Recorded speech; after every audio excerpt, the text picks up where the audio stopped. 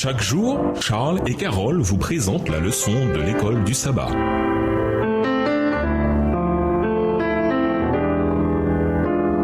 Bienvenue à votre émission Dieu nous parle. Nous voilà à la leçon de mardi, devant la foule. Acte 21, les versets 37 à 40 rapportent les événements qui ont suivi.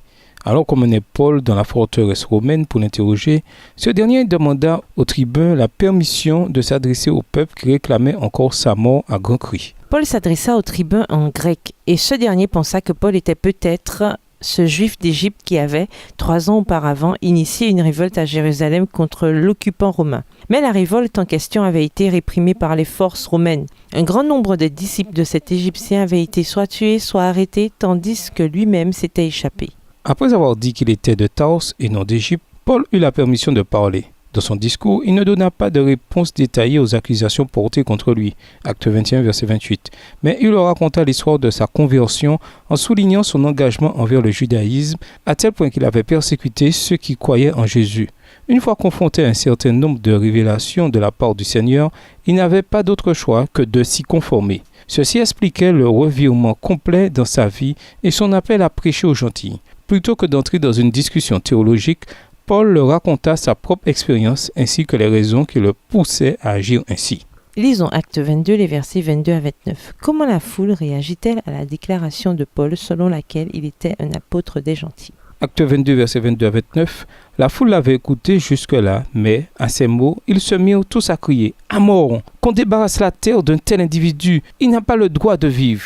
Ils hurlaient de plus en plus fort, agitaient leurs vêtements et jetaient de la poussière en l'air. Alors le commandant donna l'ordre de faire entrer Paul dans la citadelle et de le soumettre à la torture à coups de fouet, afin de savoir pourquoi les Juifs criaient ainsi contre lui. On était en train de l'attacher avec des couas quand il demanda à l'officier de service « Avez-vous le droit de fouetter un citoyen romain et sans même l'avoir jugé ?» Quand l'officier entendit cela, il courut avertir le commandant. « Sais-tu ce que tu allais faire? Cet homme est citoyen romain. » Le commandant se rendit aussitôt auprès de Paul et lui demanda « Dis-moi, es-tu vraiment citoyen romain? »« Oui, répondit-il. »« Moi, reprit le commandant, j'ai dû payer très cher pour acquérir ce titre.